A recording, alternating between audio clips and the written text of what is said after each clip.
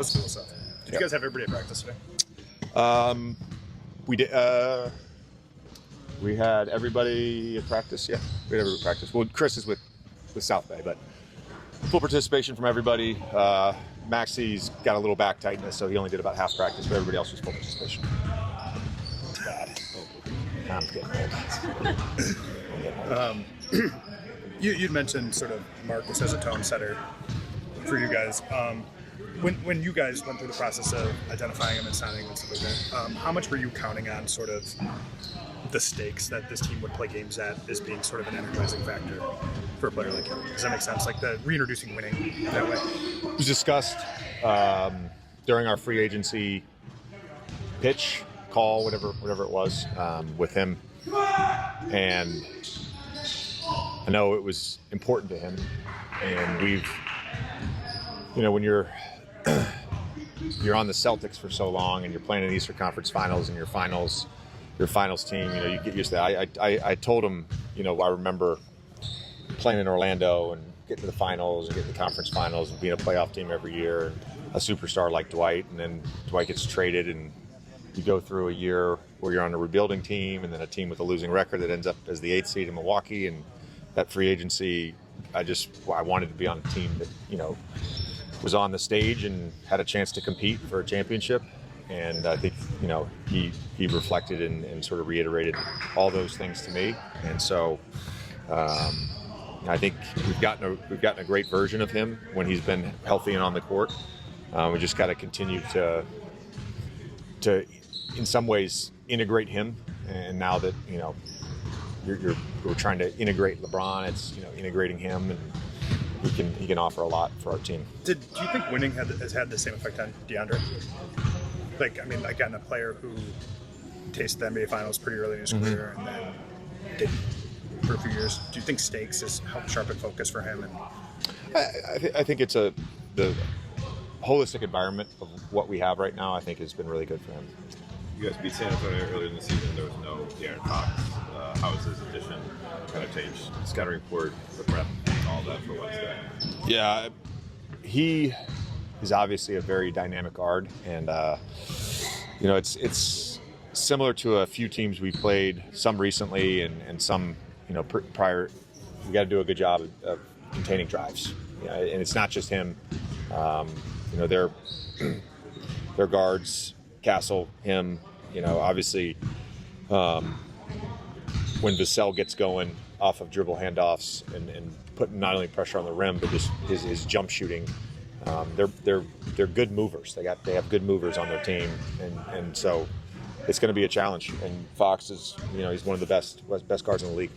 Coach, what can playing in an elimination setting do for this team? It's another opportunity to compete, and it's another opportunity to compete for something. So it's exciting.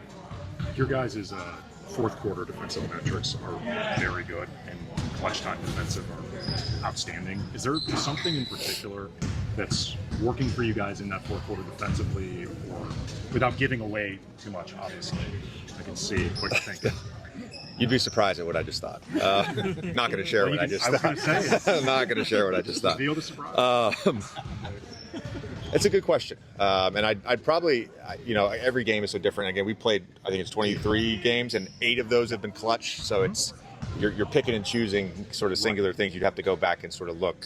I know as the game progressed in Philadelphia, our physicality, and we had teach tape physicality off the ball.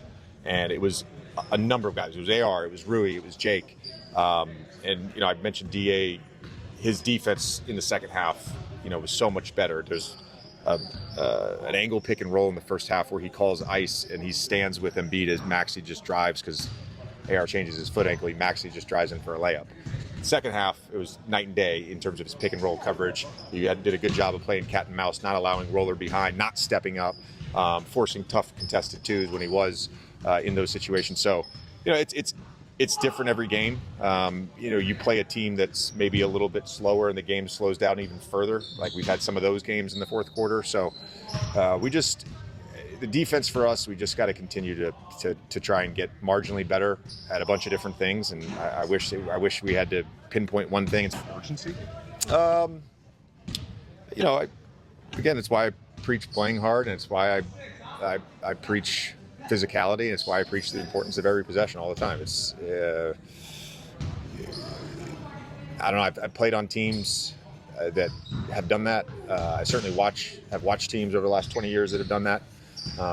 We're not there yet, and I would say most teams aren't there yet. I think the NBA is, philosophically, there's so much that is incredibly different about the NBA right now than even when I played towards the end of my career, and saw some of that evolution. But I know our guys can do it. That's the good thing. I know our guys can do it. That we certainly have some limitations in terms of speed and having multiple point of attack defenders, but we have enough to have a good defense, and we just got to keep getting marginally better. Jake shared a pretty gnarly photo of his tooth third Philly. Did he require any type of medical work between then and now? Get back to him. Yeah, well, yeah. Philosophically, like what are those differences in the league that you've noticed? It's more a societal thing that I'd rather just not get into. But, I was at the Eagles-Chargers game last night, and not happy right now. Not happy. Neither's Dave. Not happy. Had to console my 11-year-old as we tried to leave a stadium of 100,000 people. He takes those losses pretty hard. My 7-year-old. Yeah, exactly. But going back to like the possession thing, this is not an evolution. It's just Greg came with me, and we were talking about the difference in football. It's like if in football, if you are an offensive lineman and you have a false start, you are immediately shown on the television, right? If you're an offensive lineman and you allow a defensive guy to beat you to the outside, and the quarterback then gets sacked, or a fumble is worse, you're immediately shown. Like, your mistakes are so glaring in that sport. And the Chargers completely outplayed the Eagles, but it's such a different sport in terms of the way they calculate things. So one play matters so much in that sport. And so there's an urgency on every possession, because if you mess up, you give up 7 points. And you may not score 7 points. You may only get 2 field goals. So in basketball, there's 200 possessions in a game. Hey, if I mess up 5 times, who cares, right? As long as I'm good on like the other 45, I'm in the game. It's just a weird thing.